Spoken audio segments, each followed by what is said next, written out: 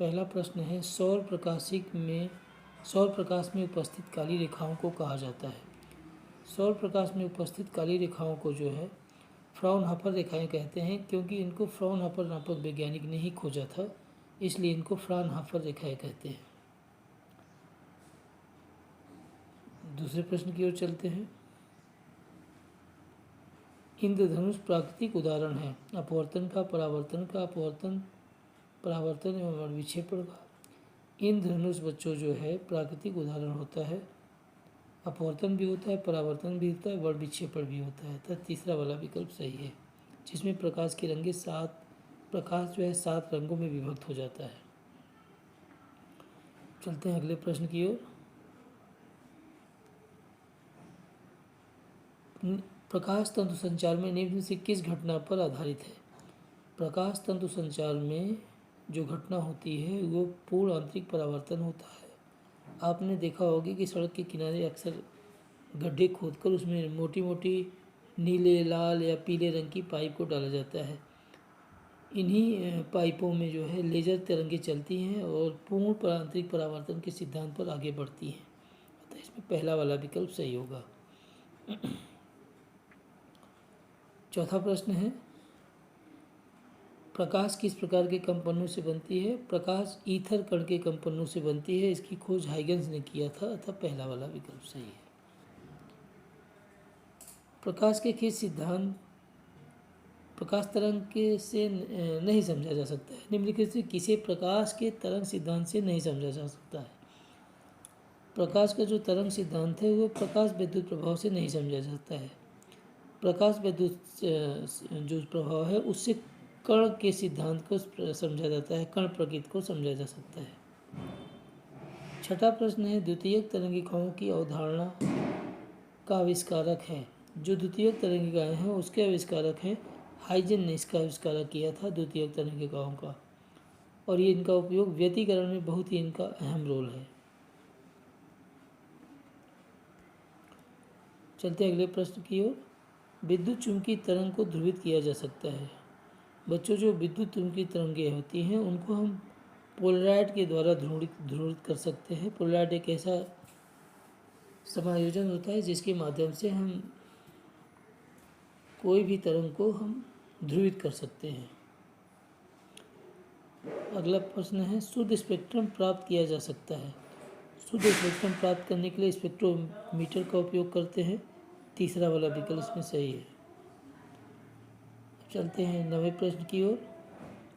आसमान का रंग नीला दिखने का कारण है। आसमान का रंग नीला दिखने के लिए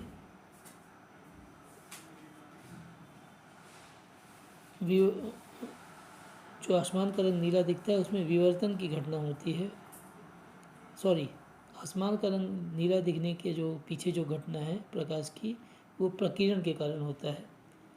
क्योंकि आपको पता है कि जो प्रकीर्णन होते हैं 1/λ⁴ होता है, जिसकी तरंगदैर्घ्य जितना ही कम होगी उसका प्रकीर्णन उतना ही ज़्यादा होता है। चलते हैं अगले प्रश्न की ओर। प्रकाश के किरणों की तीखे कोण पर मुड़ने की घटना को कहते हैं विवर्तन कहते हैं। प्रकाश की तरंगों को तीखे कोण पर मुड़ने की जो घटना है उसको कहते हैं विवर्तन या डिफ्रैक्शन। अगले प्रश्न की ओर चलते हैं। यदि एक पतली पारदर्शक शीट को यंग द्विस्लिट के सामने रखा जाए तो फ्रिंज की चौड़ाई अपरिवर्तित रहेगी। तीसरा वाला विकल्प सही है। चलते हैं अगले प्रश्न की ओर।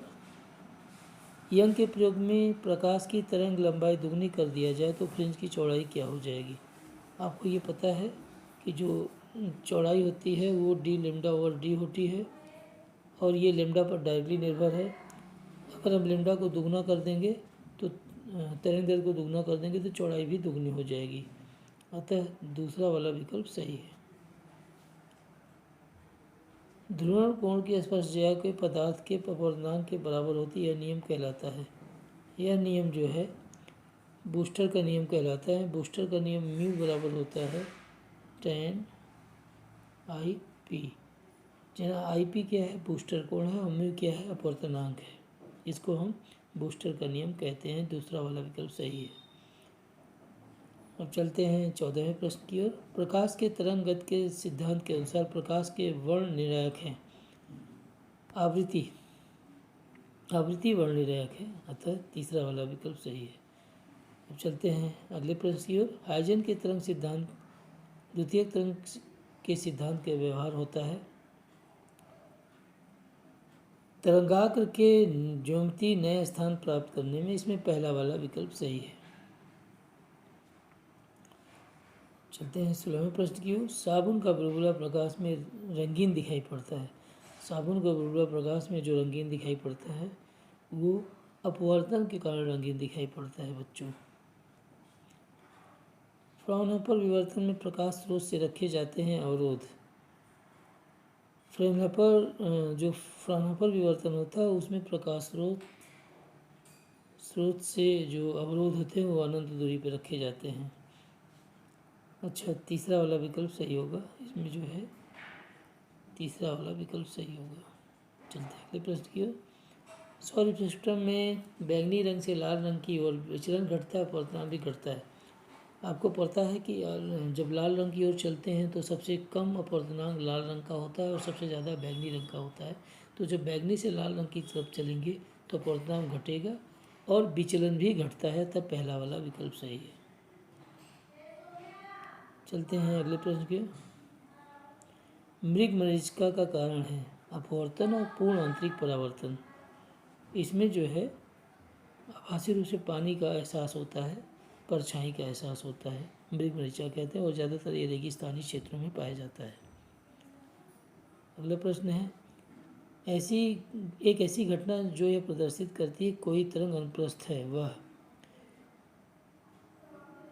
अनुप्रस्थ तरंग को प्रदर्शित करने वाली जो घटना है वह जो है ध्रुवण है।